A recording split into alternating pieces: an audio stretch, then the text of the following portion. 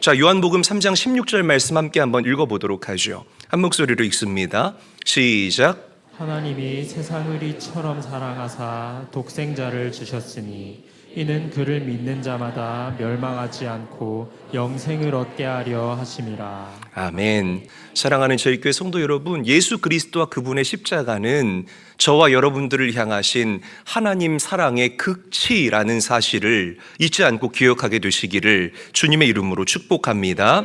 자, 오늘 말씀에서 우리는 십자가의 원리를 깊이 있게 묵상할 수 있어야 됩니다. 주님께서는 마치 이렇게 말씀하시는 것 같아요. 한 알의 밀이 땅에 떨어져서 죽지 아니하면 아무런 일도 일어나지 않는다.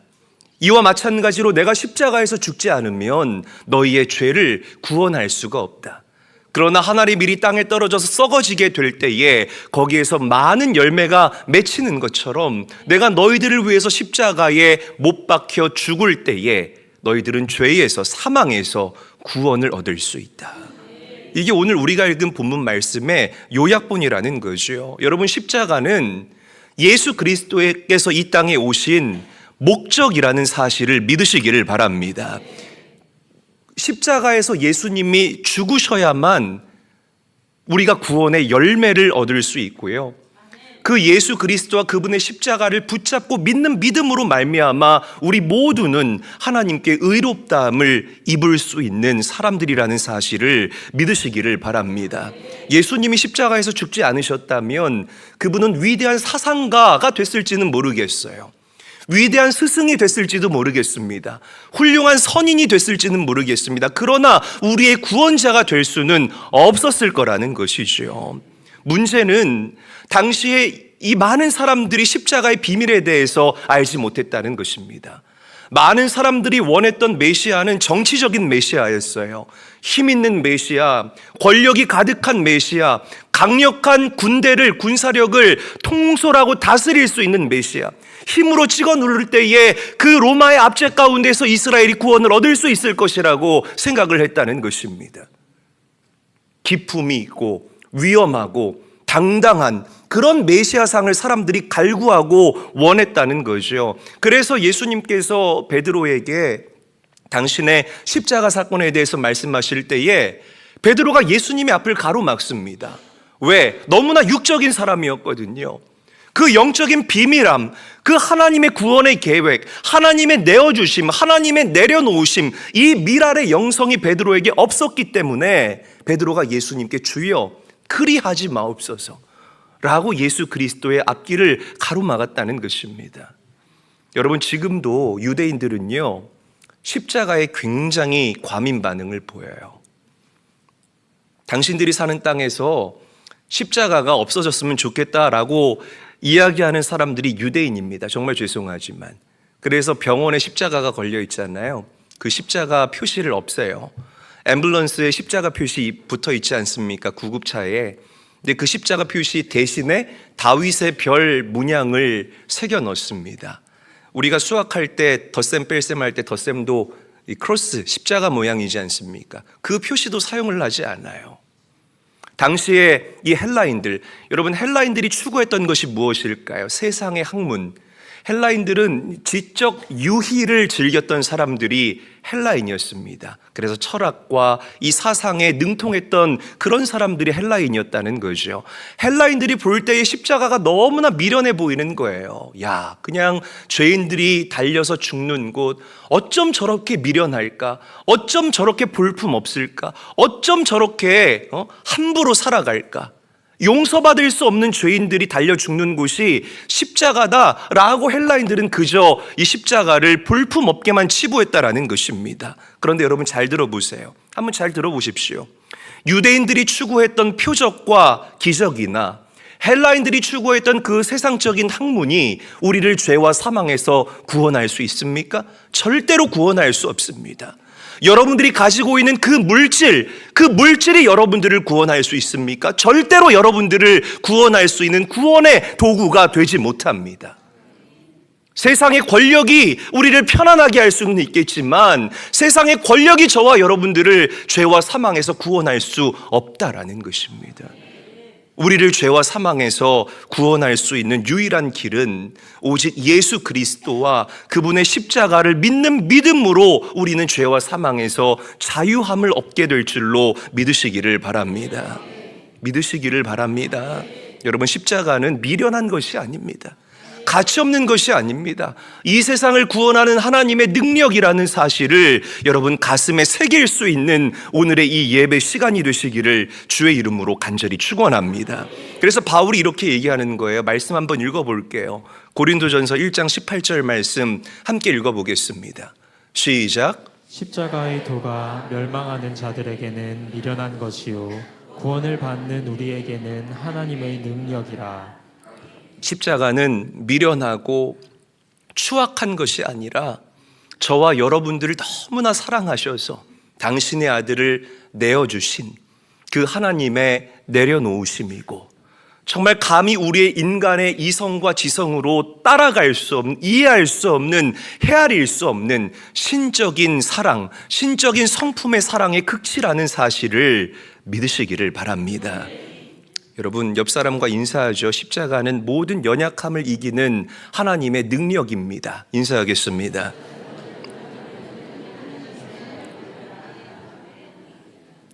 감사합니다. 자, 두 번째, 한 알의 밀이 땅에 떨어져 죽어야 많은 열매를 맺는다라는 이 십자가의 원리가 곧 우리의 믿음의 원리이기도 합니다. 자, 우리 요한복음 12장 25절 말씀 큰 목소리로 함께 한번 읽어보도록 하겠습니다. 시작. 자기의 생명을 사랑하는 자는 잃어버릴 것이요 이 세상에서 자기의 생명을 미워하는 자는 영생하도록 보전하리라.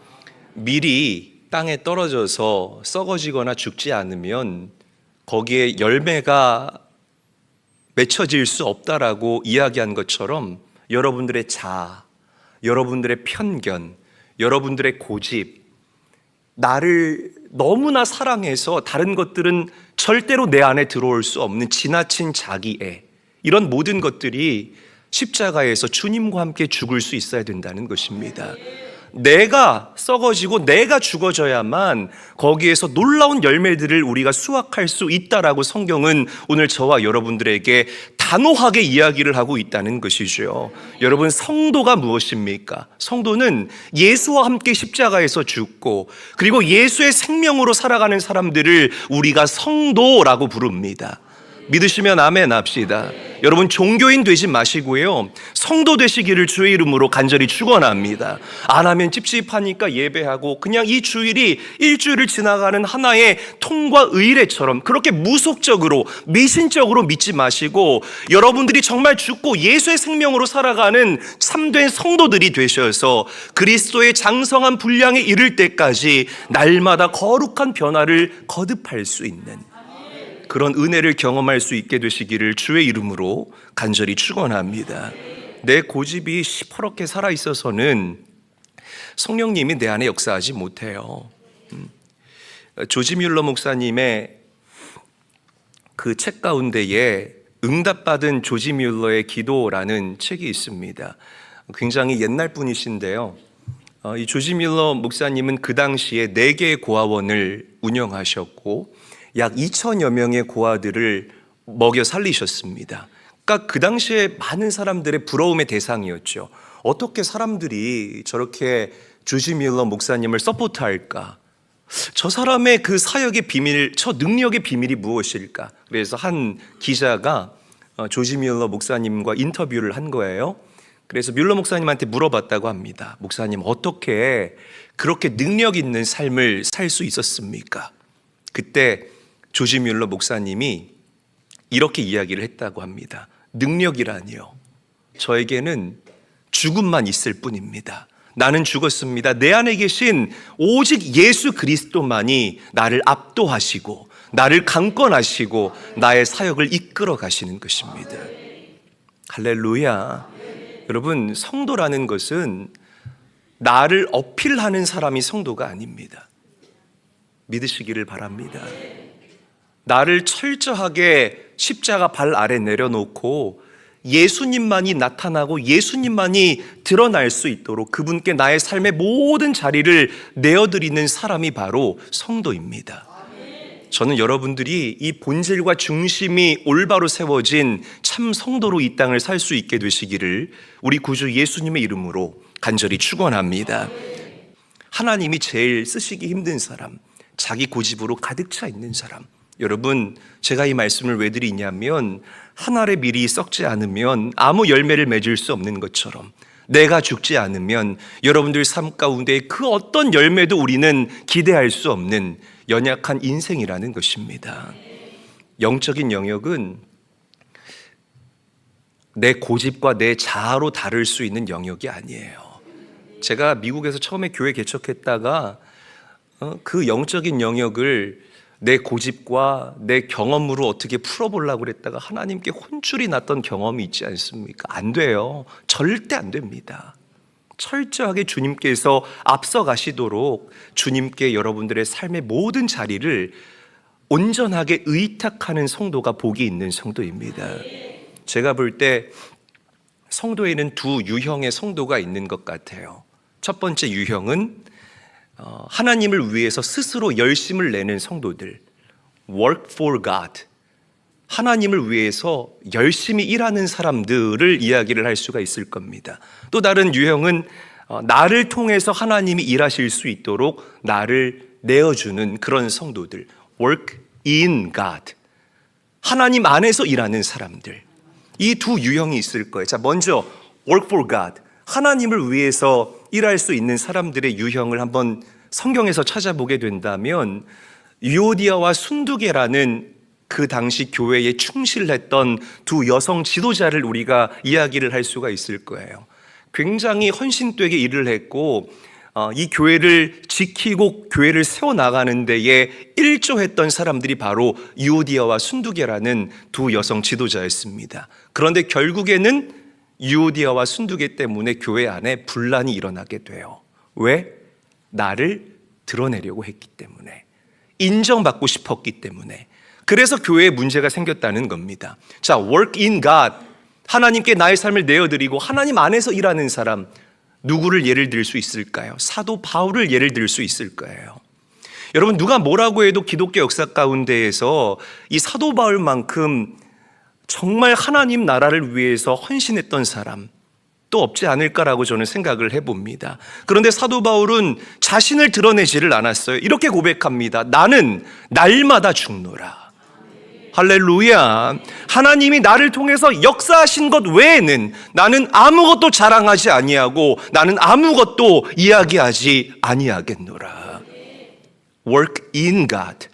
하나님 안에서 일했던 사람, 하나님이 나를 통해서 일하실 수 있도록 자기 자신을 하나님께 온전하게 드렸던 사람이 바로 사도 바울이었다는 것입니다. 그래서 사도 바울의 사역 가운데 많은 열매가 맺혀져 왔고요. 우리가 그 열매들을 지금까지 먹으면서 살 수 있는 것 아니겠습니까? 여러분, 미랄의 영성을 소유할 수 있게 되시기를 우리 구주 예수님의 이름으로 간절히 축원합니다. 간절히 축원합니다. 우리 옆 사람과 인사하죠. 미랄의 영성을 소유합시다. 인사하겠습니다. 내가 죽을 때에 거기에 생명이 솟아나는, 움트는 놀라운 역사가 일어난다는 것. 이게 우리 그리스도인들이 추구해야 할 미랄의 영성이라는 거죠. 여러분, 가정에서 보세요. 우리 여기 보니까 청년들도 좀 있고 그런데 여러분들 혼자 컸죠? 혼자 컸습니까? 아니에요. 우리 부모님들의 희생과 그리고 사랑과 헌신이 있었기 때문에, 눈물의 기도가 있었기 때문에 우리 청년들과 다음 세대들이 이렇게 멋지게 훌륭하게 성장할 수 있었음을 우리가 부정할 수 없을 것입니다. 저는 이 학창 시절에 저희 아버지가 교회 건축을 하셔서 참 가난하게 살았거든요. 그러니까 맨날 이제 학창 시절에 제 입에서 나오던 단골 멘트가 엄마 아빠가 나한테 해준 게 뭐가 있어. 맨날 그렇게 부모님께 제가 그렇게 원망했던 기억이 나요. 그런데 물론 제가 배 아파서 낳지는 않았죠. 제 아내가 배 아파서 자식을 낳아보고 또 그렇게 우리 부부가 자녀를 양육하다 보니까 정말 손이 많이 가고, 이게 보통 희생과 보통 사랑과 보통 정과 보통 헌신이 있지 않고서는 이 아이가 온전하게 자랄 수 없겠더라고요. 무엇보다 늘 기도하는 그 부모의 기도. 그러니까 이 자녀를 키워보니까 부모의 마음을 알겠는 거예요. 아, 이게 우리가 그냥 자란 게 아니라 정말 부모님의 그 희생과 헌신, 그 미랄의 영성을 자처한 그 부모님의 미랄됨이 없었다면 우리가 이렇게 자랄 수가 없지 않았을까. 이 나라와 민족이 어떻게 이렇게 건재할 수 있었겠습니까? 나라와 민족을 위해서 눈물 흘리고 그 한 알의 미랄을 자처했던 우리 믿음의 선진들이 있었기 때문에 지금의 대한민국이 건재할 수 있었음을 우리가 부정할 수 없을 것입니다. 어떻게 복음의 명맥이 이 대한민국 가운데에 아름답게 퍼지고 번질 수가 있었겠습니까? 그 미랄의 영성을 자처했던 선교사님들과 주의 종들이 썩어질 때에 놀라운 열매가 이 나라와 민족 가운데에 풍성하게 맺혀지게 된 줄로 믿으시기를 바랍니다. 크랙 선교사님과 시실로스 선교사님이라는 분이 계세요. 1900년도 초반에 대한민국에 오셔서 복음을 전했던 분인데, 이분은 내 자녀를 거의 같은 시기에 다 잃었어요. 여러분 생각을 해보세요. 내 자녀를 같은 시기에 다 하나님 곁으로 떠나보냈다고요. 제정신이었겠습니까? 이런 표현 좀 죄송하지만 제정신이 아니었을 거라는 거죠. 얼마나 트라우마가 내 마음에 강력하게 자리 잡았겠으며 얼마나 힘들었겠습니까? 그럼에도 불구하고 크랙 선교사님과 시실로스 선교사님은 대한민국을 떠나지 않았습니다. 계속해서 하나님께서 주신 사역과 사명을 최전선에 세우면서 하나의 미랄이 되기를 자처하셨다는 거죠. 할렐루야. 여러분들 같으면 그 사역자에 있을 수 있겠어요? 이 쉬운 게 아니라는 거죠. 그때 거기에 많은 열매가 맺혀졌다라는 것. 여러분 잘 들으십시오. 희생 없는 열매 없습니다. 믿으시면 아멘 합시다. 광야 없는 가나안 없습니다. 그리고 십자가 없는 부활 없습니다. 한번 저를 따라합니다. 희생 없는 열매 없고, 광야 없는 가나안 없고, 십자가 없는 부활 없다. 여러분 가슴에 새길 수 있게 되시기를 주의 이름으로 간절히 축원합니다. 여러분들이 잘 아시는 알프레드 뒤러라는 이 화가를 소개를 하기를 원합니다. 이분은 그 종교개혁 당시 독일의 유명한 화가인데 가난한 농민의 아들로 태어났어요. 그 시골에서는 그림 공부를 할 수가 없으니까 친구와 함께 상의하다가, 야, 우리 도시에 가서 낮에는 열심히 노동을 하고 또 저녁에는 열심히 그림 공부를 하자. 이 원대한 꿈을 가지고 시골에서 도시로 그렇게 유학 아닌 유학을 가게 됐습니다.